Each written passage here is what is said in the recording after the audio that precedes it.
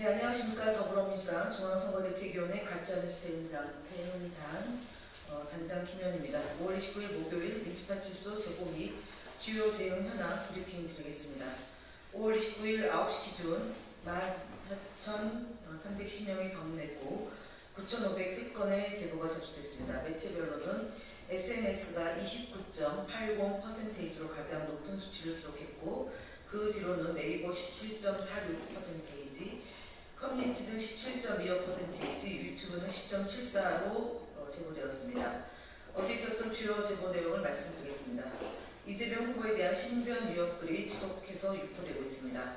5월 28일 DC 인사이드 커뮤니티의 한 이용자는 이재명 후보가 과거 부산에서 비슷한 사진을 공유하며 그냥 암살밖에 답이 없다는 신변 위협글을 게시했습니다.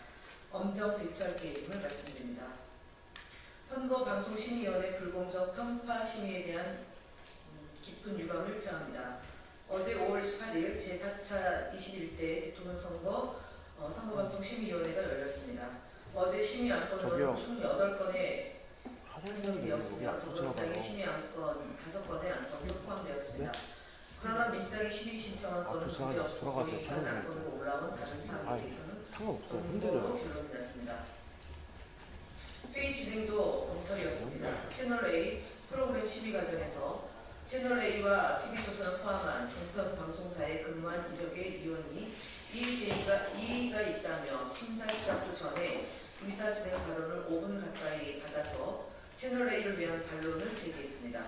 채널A 심사에 MBC를 거론한 것 또한 문제입니다. 해당 위원의 발언은 사전 의사진행 발언을 통해 다른 위원들을 회의할 의도로 해석될 만한 행동이며 이례적인 의사진행을 허용한 한균태 위원장의 태도 또한 유감입니다.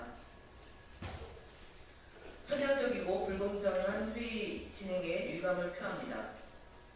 상기한 이례적인 의사진행 발언을 허용한 위원장은 심의 안건 내용을 설명하면서 위원님들 발언하시죠. 그런데 이번 건은 이라며 발언에 앞서 사족을 붙여 다른 위원들이 이미 편향적인 선입견을 갖도록 압박을 가했고 이건 좀 이라며 사전 결론을 내리는 회의 진행 방식이었다는 점에 대해서 유감을 표합니다.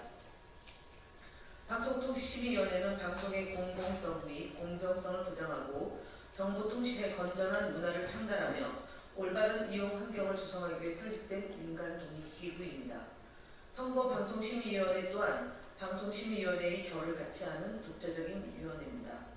유일임 위원장이 윤석열 정권에 아부하느냐고 바빴습니다. 자신에 대한 의혹의 진상이 밝혀지기 시작하자 주랭랑을 쳤습니다. 한균태 위원장 역시 유일임 위원장의 전철을 밟지 않기를 다시 한번 경고합니다.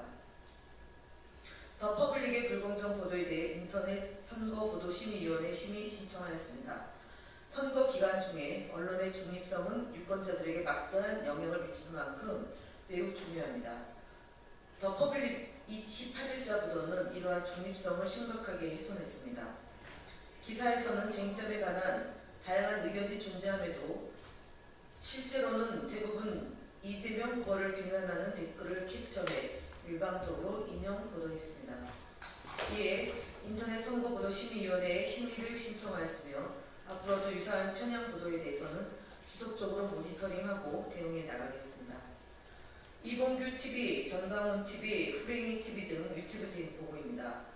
이봉규TV는 이재명 후보가 미국의 적국인 북한에 800만 달러를 직접 송금했다는 사실과 다른 주장을 마치 사실인 것처럼 단정적으로 방송하였습니다.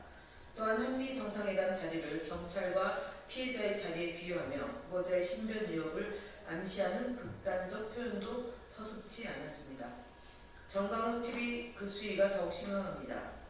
이재명 후보가 당선되면 북한에 나라를 넘기고 1000만 명이 학살당할 것이라는 허위 선동적 발언을 보도하고 있습니다. 이재명 후보를 사기꾼으로 지칭하는 도를 넘은 인격 모독 발언을 반복하고 있습니다. 이에 중앙선거관리위원회 심포 조치를 완료했습니다. 또한 호랭이TV는 인공지능 기술을 악용한 딥페이크 썸네일을 통해 체계적인 특색 선전을 벌이고 있는 것이 확인되었습니다. 저희는 올 한 달간 호랭이TV에 게시된 총 116건 영상을 모니터링하였으며 이 중 28개의 컨텐츠에서 이재명 후보를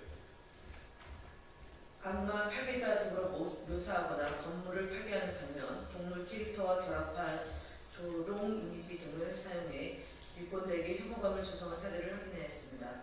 이는 명백히 공직선거법 제82조 2 딥페이크 영상을 이용한 선거운동 금지 조항을 위반한 것으로 가짜뉴스 대행단은 해당 채널의 전체 영상 목록과 위반 증거를 취합하여 중앙선거관리위원회에 정식 신고하였습니다. 개혁신당 이준석 대선 후보의 거짓말 시리즈 9번째 말씀드리겠습니다.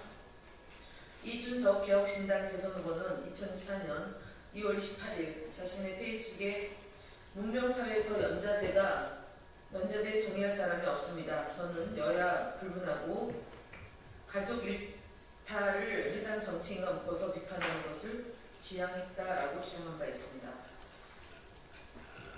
그런데 이준석 후보는 지난 27일 제3차 대통령 선거 TV토론 생중계에서 차마 입에 담기 어려운 저속한 표현을 혐오, 저질성 발언, 허위 조작된 내용을 전 국민에게 전파했습니다.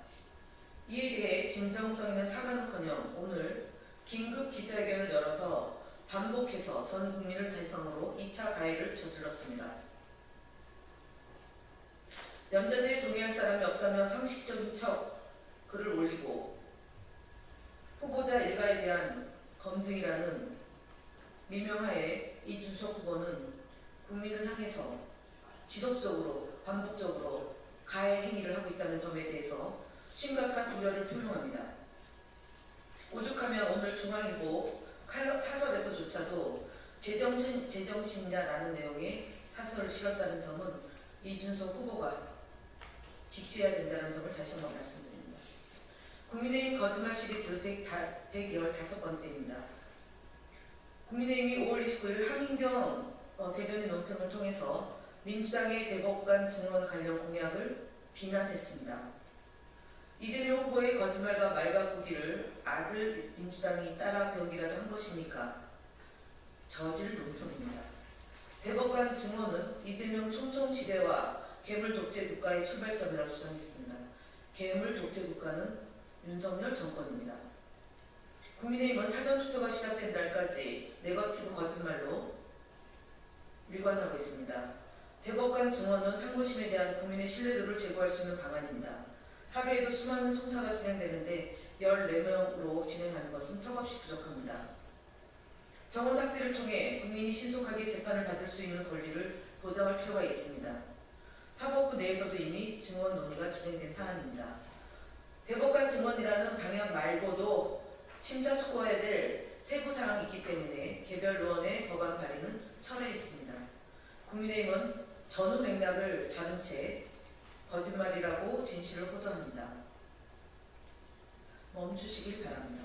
거짓말 정권, 거짓말 정당은 바로 국민의힘입니다. 이상 마치겠습니다.